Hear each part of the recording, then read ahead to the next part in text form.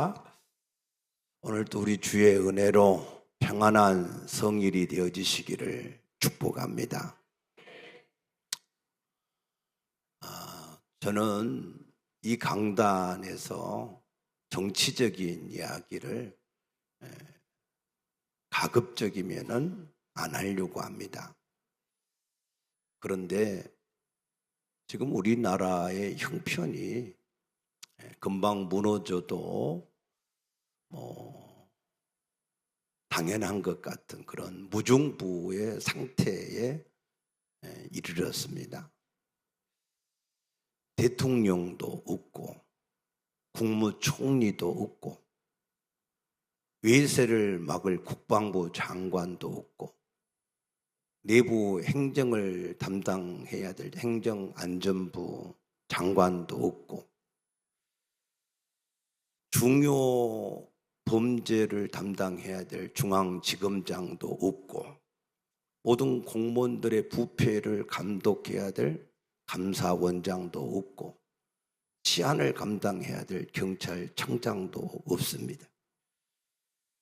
거기에다가 우리나라 사회의 모든 시시비를 공정하게 판결을 해줘야 될 판사들을 신뢰하지 못해서 모든 국민들이 길거리에서 외치고 있습니다.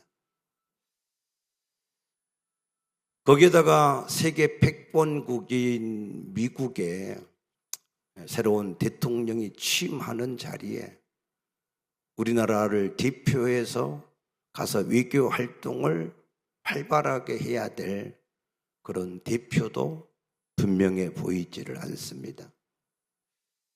세계 정서가 얼마나 급박하게 돌아가는 겁니까? 우리나라 대표가 분명하지 않으니까 우리나라는 다른 나라에 비해서 뒷전이 되고 경쟁력이 떨어질 수밖에 없습니다. 이렇게 나라가 불안하면 우리나라에 투자했던 모든 외국 자본들이 다 빠져나가게 되면 우리 경제는 하루아침에 무너질 수밖에 없습니다.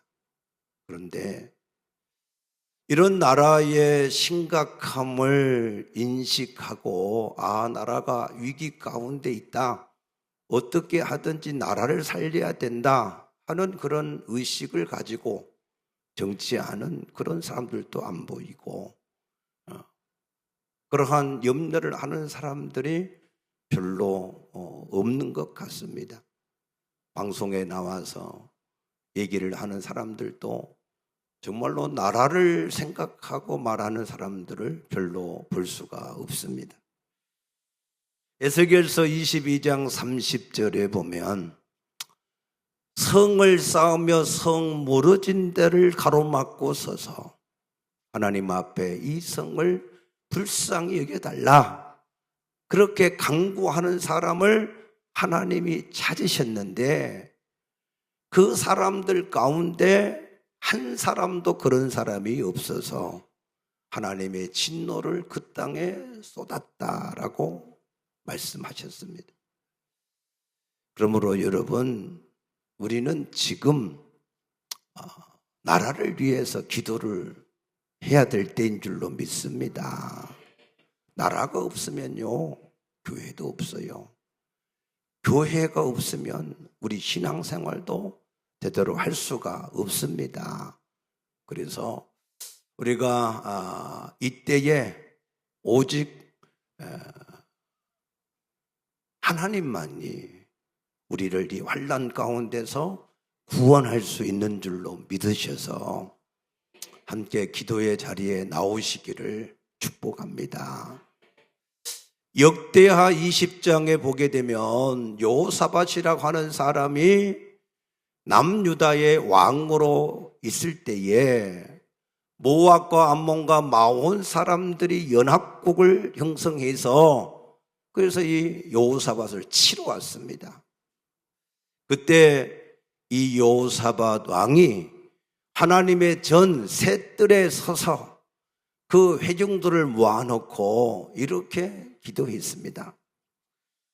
여호와여 주는 하늘의 하나님으로서 이방 나라들을 모두 다스리지 않습니까? 그러므로 주님의 손에는 권세와 능력이 있어서 능히 주님과 대적해서 맞설 사람이 없다라고 고백했습니다. 무슨 말이냐면 오늘날 우리가 만나고 있는 이 모든 문제를 해결할 분이 주님의 손밖에 없다 그 말입니다. 그래서 그 주님을 믿고 고백하면서 또 말하기를 옛날에 하나님께서 아브라함에게 이 땅을 후손에게 영영해 주리라 하셨는데 그 백성들이 그 땅에서 살면서 주님을 위해서 주의 이름을 위해서 한 전을 세워놓고 하나님 앞에 이르기를 만일 재앙이나 난리나 견책이나 전염병이나 기근이 우리에게 임하면 주의 이름이 이 성전에 있으니 우리가 이 성전 앞과 주 앞에 이 환난을 해결해 달라고 기도하면 하나님이 그것을 해결해 주겠다라고 약속하셨다라고 했습니다. 여호사밧은 위기 때에 하나님의 약속을 붙들고 기도한 줄로 믿으시기 바랍니다. 어떻게 기도했느냐? 역대하 20장 12절에 보니까 우리 하나님이여 우리를 치러 오는 이 큰 무리를 우리가 감당할 능력도 없고 이 무리를 어떻게 해볼 방법도 없어서 오직 주님만 바라보나이다. 여러분, 우리가 만나는 문제를 해결할 능력도 없고 방법도 없어도 우리가 오직 주님만을 바라보면 주님께서 그 모든 문제를 해결하실 줄로 믿으시기 바랍니다. 그래서 여호사밧이 역대하 20장 22절에 보니까 자기가 간구한 기도를 하나님께서 이루실 줄로 믿어서 그 하나님을 찬양하고 그 하나님 앞에 영광을 돌릴 때에 하나님이 숨겨둔 복병, 이것은 여호사밧의 군대가 아닙니다. 하나님이 숨겨놓은 하나님의 복병이 있었습니다. 그래서 그 복병들을 움직이시니까 여호사밧을 치러 왔던 모압과 암몬 사람들이 한패가 되고 세일산 사람들을 치는 거예요. 자기들끼리 전쟁이 붙은 겁니다. 세 왕국이 연합해서 왔는데 처음에는 두 왕국이 연합해서 한 나라를 치더니 이 한 나라가 망하니까 이제 두 나라가 서로 자기들끼리 쳐서 스스로 멸망한 줄로 믿으시기 바랍니다. 하나님의 역사는 그렇습니다. 그때에 여호사밧과 남유다는 대적들이 가지고 온 보물들, 의복이나 재물이나 각종 보물들을 거두는데 하루에 다 못 거두고 사흘 동안이나 밤낮으로 거둔 줄로 믿으시기 바랍니다. 이 은혜가 우리 모두에게 임하기를 축복합니다. 이 은혜가 우리 나라 전체에 임하기를 축복합니다. 그러므로 우리는 언제 어디서든지 항상 하나님의 말씀을 붙들고 사셔야 된다 그 말입니다. 이사야서 2장 22절에 보면은 너희 인생을 의지하지 마라. 그의 호흡은 코에 있나니 셈할 가치가 없다 그랬고, 누가복음 12장 20절에는 아무리 많은 재물을 쌓아 놓아도 하나님이 그 영혼을 불러가면 그것이 자기 것이 되지 못한다 그랬고, 또 사도행전 12장 23절에 보면은 헤롯 왕은 사나워서 사람을 많이 죽이는,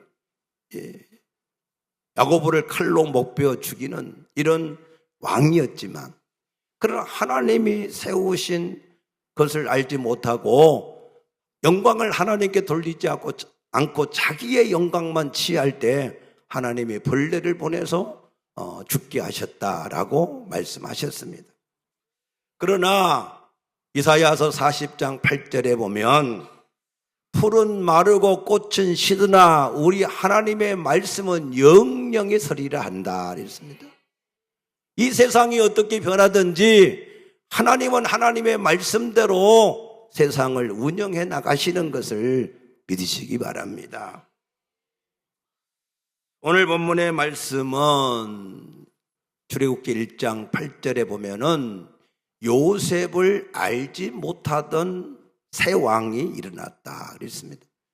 요셉이 누구였습니까?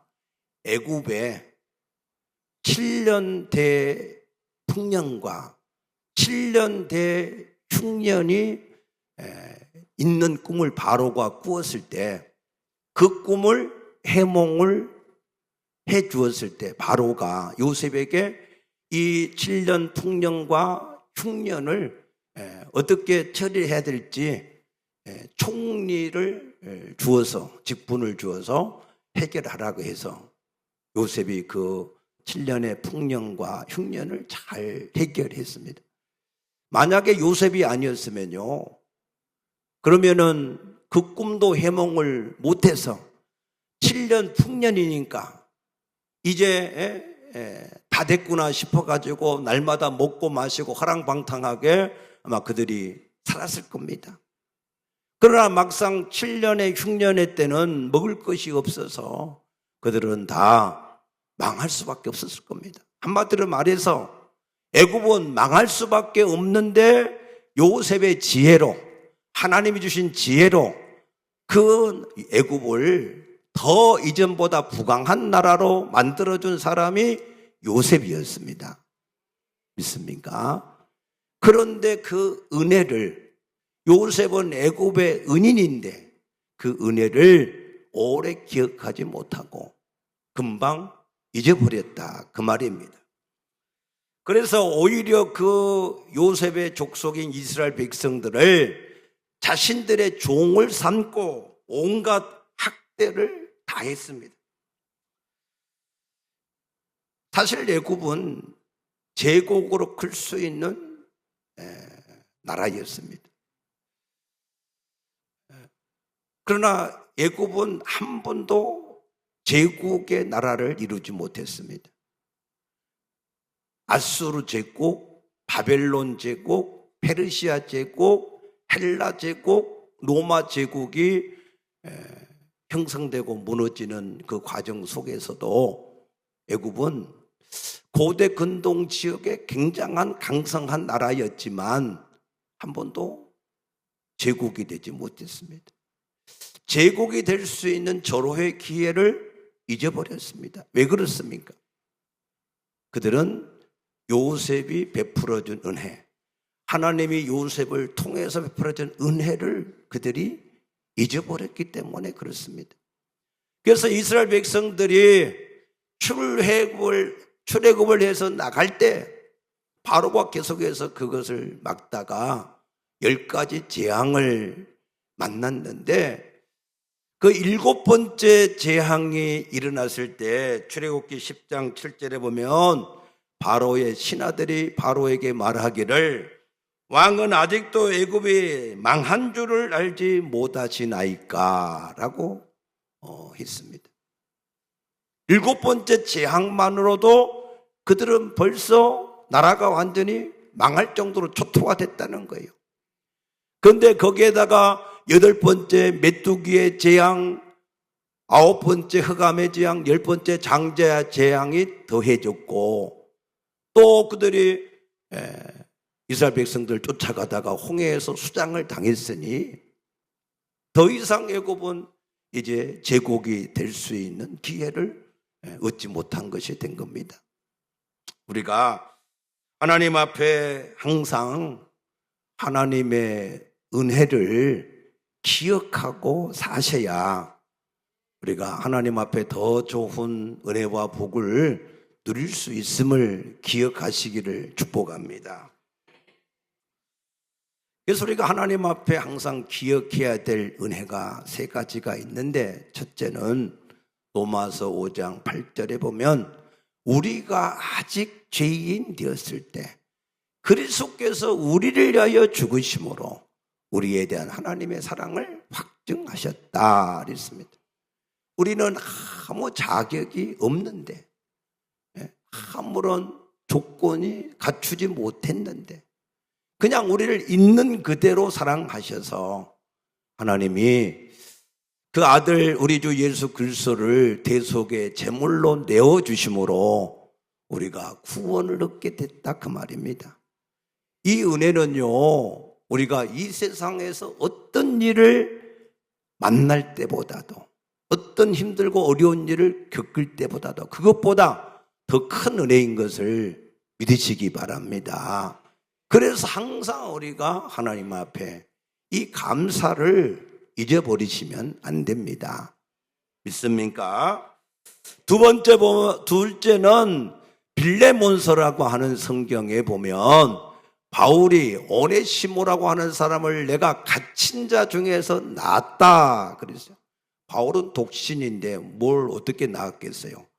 예수 그리스도의 복음을 전해서 구원을 받게 한 것을 바울은 내가 낳은 아들이다 라고 표현을 한 겁니다.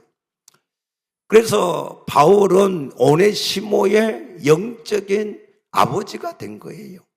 그래서 이 바울은 그 오네시모를 낳을 뿐만 아니라 주의 복음을 위해서 일할 수 있는 좋은 일꾼으로 양육을 했고, 그가 도망쳐 나온 전주인이었던 빌레몬 그 사람과 화목을 시키기 위해서, 그래서 이 오네시모가 빌레몬에게 잘못한 그러한 치러야 될 무슨 재산적인 그러한 값이 있으면 내가 대신해서 치루어 주겠다라고 이렇게 오네시모를 정말 육신의 아버지보다도 더한 사랑으로 사랑을 했다 그랬습니다.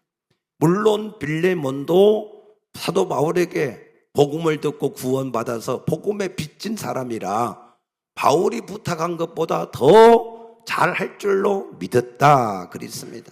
그래서 여러분, 우리는 우리의 영혼을 거듭나게 하고 우리를 하나님의 사람으로 양육해 준 하나님의 복음을 가진 그러한 사람을 하나님 앞에서 기억하고 그들을 위해서 우리가 선을 행하는 것이 우리에게 유익하다라고 히브리서 13장 17절에 하신 말씀을 믿으시기 바랍니다.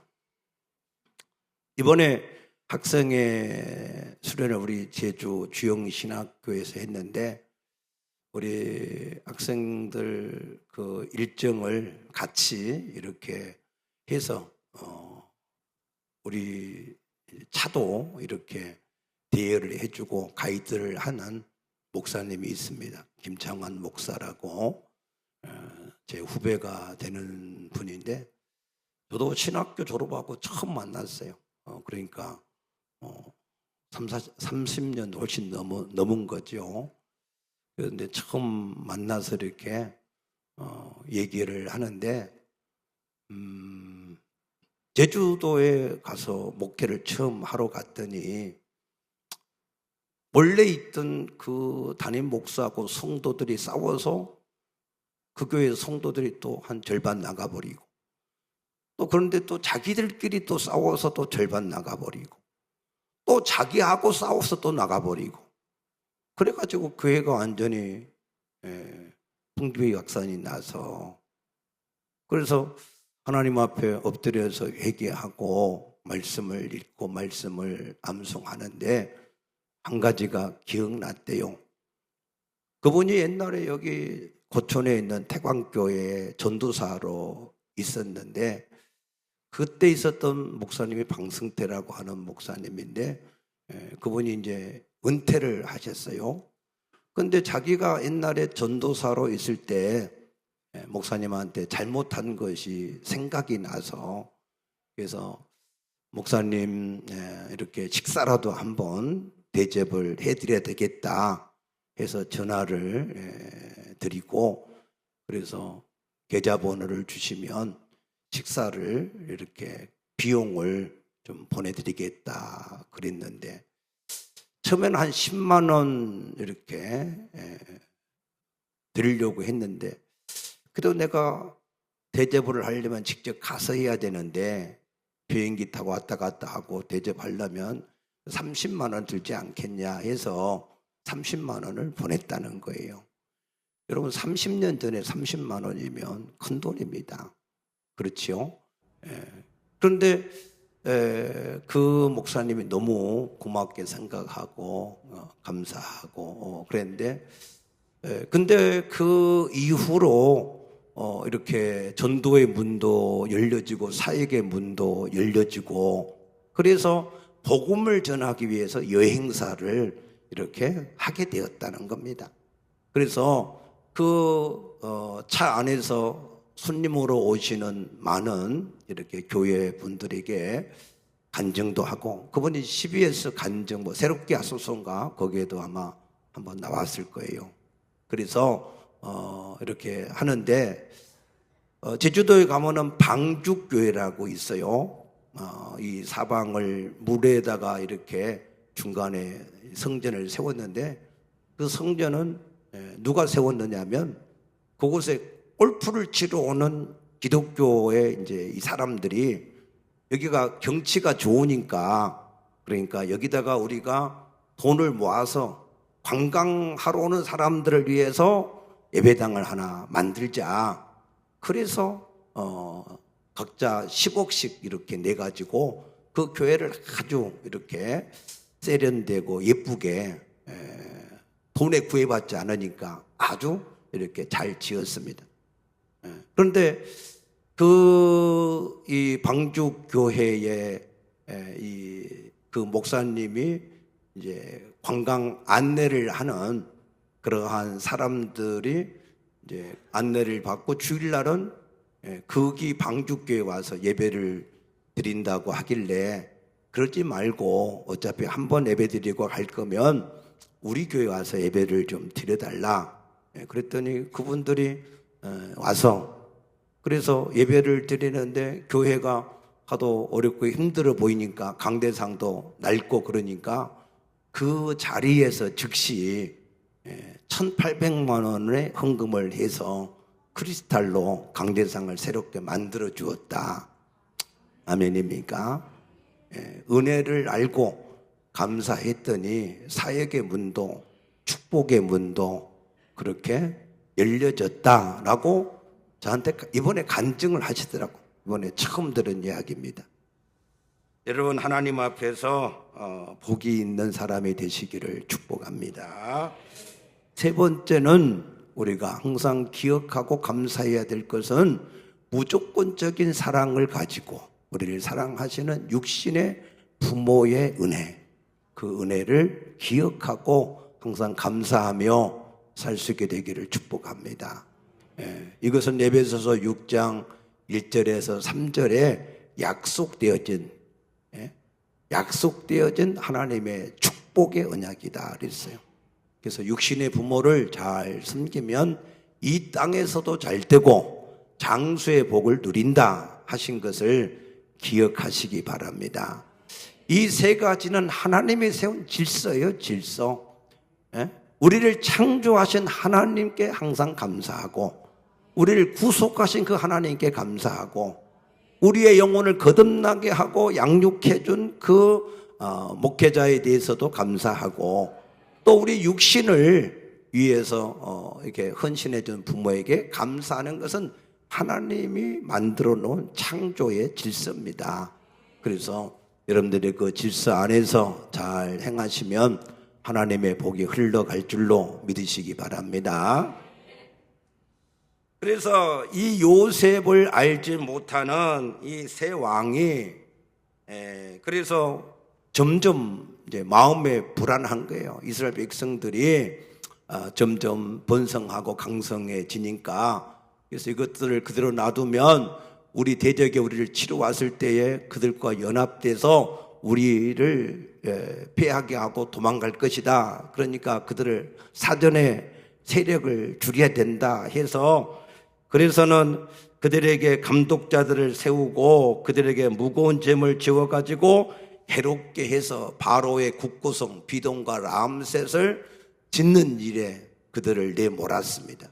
그런데 신기하게는 학대를 받을수록 더욱 번성하여 퍼져나가니 할렐루야. 우리 그리스도인들은요, 가만 놔두면 무기력해져요. 안 건들면 점점 작아져요. 그런데요, 건들면 자꾸 핍박을 하고 괴롭게 하고 문제가 생기면 점점 강성해지는 게 우리 그리스도인들의 특징입니다. 왜냐하면 우리는 질그릇인데 우리 안에 뭘 가졌어요? 보배. 살아계신 하나님을 모신 사람은요, 세상이 우겨싸움을 쌓이고 거꾸로 때림을 당해도 결코 망하지 않는다 그랬습니다. 그러므로 여러분들이 하나님 앞에, 우리 그리스도인들은 세상에서 어떤 일을 만나도 힘들고 어려운 일을 만날수록 더욱더 강하고 담대해지는 것을 믿으시기를 바랍니다. 그러니까 이번에는 이 새 왕 바로가 어떻게 했습니까? 그들에게 어려운 노동으로 그들의 생활을 괴롭게 하니 흙여기기와 벽돌 굽기와 농사의 여러 가지를 엄하게 시켰다 그랬어요. 거기다가 특별히 또 이 산파들인 히브리 여인들의 해산을 돕는 그런 산파들, 이 산파들에게 명령하기를, 히브리 여인들이 애를 출산할 때 그 출산하자마자 바로 남자아이는 다 죽이고 여자아이만 살려내라 그랬어요.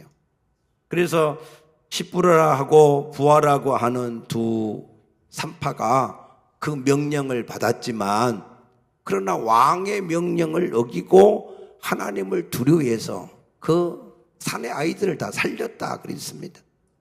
그러니 왕이 그들을 불러서 책임을 묻습니다. 왜 죽이라고 그랬는데 죽이지 않았냐 그랬을 때 이 산파들이 재밌게 대답했어요. 히브리 여인들은 애굽 여인들과 달라서, 그래서 애가 출산한다 해서 가보면 이미 벌써 다 해산을 해가지고 그 아들을 안고 있는데 어떻게 그 아들을 뺏어서 죽일 수 있습니까? 그래서 못했다는 거예요.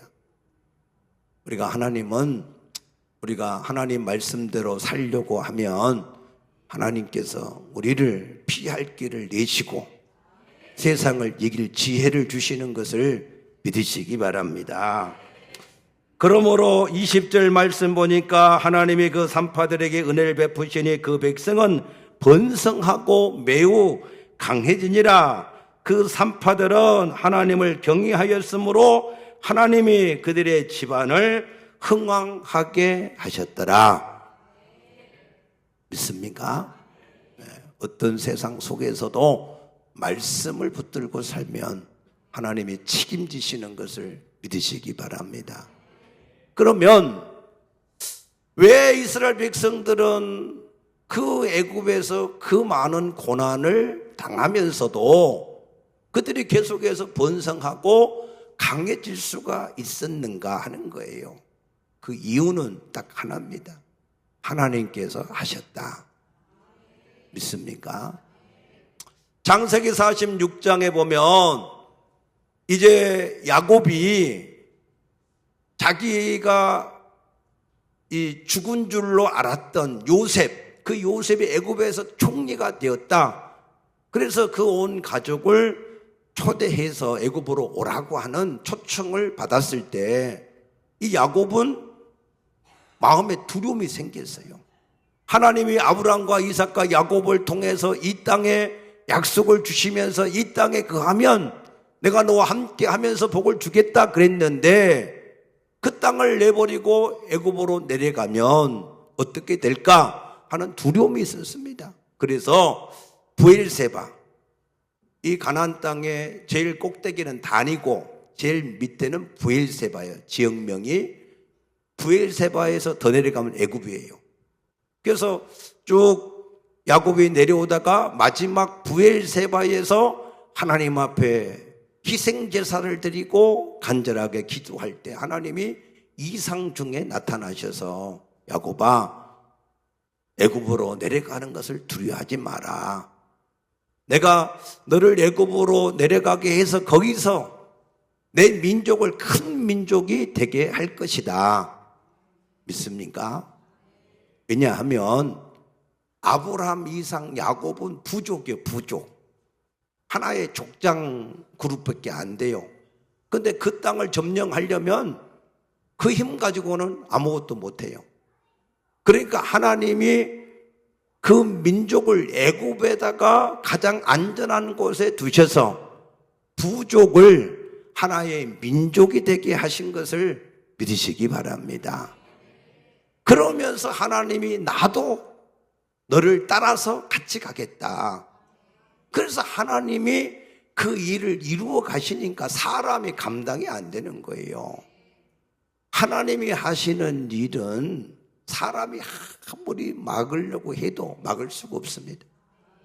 하나님을 누가 감당할 수 있겠습니까? 오히려 사무엘상 2장 10절에 보니까 한나는 말하기를 여호와를 대적하는 자는 산산이 부서질 것이고 하나님이 하늘 우레로 그들을 치실 것이다 그러셨습니다. 그러므로 여러분, 하나님의 약속을 굳게 붙들고 하나님의 계획을 붙들고 살 수 있게 되기를 축복합니다. 하나님의 계획을 크게 세 가지로 말씀드리면, 첫째는 고린도전서 10장 31절에 너희는 먹든지 마시든지 다 하나님의 영광을 위해서 하라 그러셨어요. 하나님의 영광. 왜? 이사야 43장 7절에 보니까 그 목적을 위해서 하나님 우리를 창조하셨다 그랬어요. 우리를 창조한 목적 자체가 뭐라고요? 하나님의 영광을 위해서. 그래서 여러분들이 무엇을 생각하든지 무슨 말을 하든지 무슨 일을 계획하든지 그 일로 인하여서 하나님께 영광이 될 것인가 안 될 것인가 하는 것을 생각해 보라 그 말이에요. 아무리 즐거운 일이고 좋은 일이어도 그 일이 하나님의 영광이 안 되면 안 해야 되고, 아무리 힘들고 어려워도 하나님의 영광이 되면 해야 되는 것이고, 맞습니까? 그런 믿음으로 사시기를 축복합니다. 두 번째는 사도행전 1장 8절에 예수 증인의 목적을 위해서 살아야 된다 그랬어요. 우리는 예수님을 주인으로 영접한 순간 우리는 더 이상 내 자신의 주인이 아닙니다. 맞습니까? 예수님을 주여라고 부르는 순간 나는 내 주인이 아니라 나는 주님의 종입니다 라고 하는 고백이에요. 그러므로 내가 주인 되어서 내 마음대로 사는 것은 하나님의 것을 도둑질하는 겁니다. 그러므로 하나님이 나의 주인 되심에 감사하시고 그 주님을 위해서 살 수 있게 되기를 축복합니다. 요한복음 5장 17절에 예수님도 내 아버지께서 일하시니 나도 일한다 그랬어요. 예수님도 이 땅에 계실 때에 아버지가 하시는 일을, 그 일을 같이 하셨다는 거예요. 우리도 성령님이 내 안에 주인으로 계시니까 그분이 하시는 일을 같이 해야 되는 겁니다. 맞습니까? 그래서 성령님은 사도행전에 보니까 사도행전 8장에 빌립과 에디오피아 내시를 만나게 한 분도 성령이고, 다메섹에서 바울과 아나니아를 만나게 한 것도 성령이시고, 사도행전 10장에 보니까 베드로와 고넬료 가정에 만나게 하신 분도 성령님이시고, 믿습니까? 성령님이 그 일을 하시니까 우리도 그것이 우리의 목적이 되어서, 계획이 되어져서 여러분들이 하나님의 복음을 전할 계획을 가지고 살아가시면, 예수님은 마태복음 28장 18절에서 20절 말씀에 내가 하늘과 땅의 권세로 세상 끝날까지 너희와 항상 함께 할 것이며 너희의 모든 필요를 채워줄 것이다 약속하셨어요.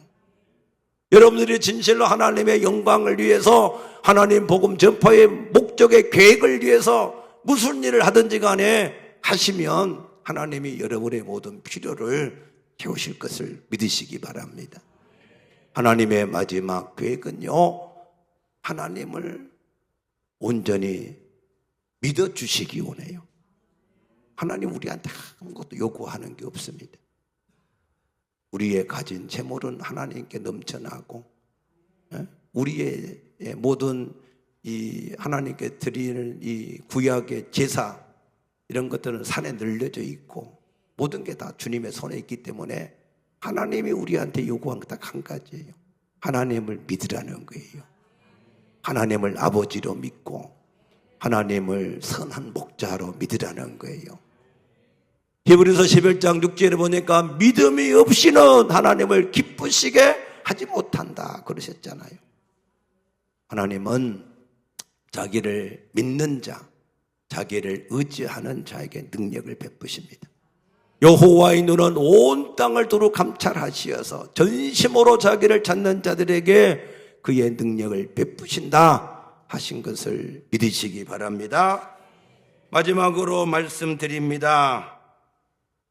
우리는 하나님의 계획을 붙들고 사는 사람, 하나님의 말씀을 붙들고 사는 사람, 그런 사람이 되시면 우리가 능히 세상에서 어떠한 일을 만나든지 세상을 이기는 자가 될 수 있음을 믿으시기 바랍니다. 아멘. 기도하십시다. 아버지 감사합니다.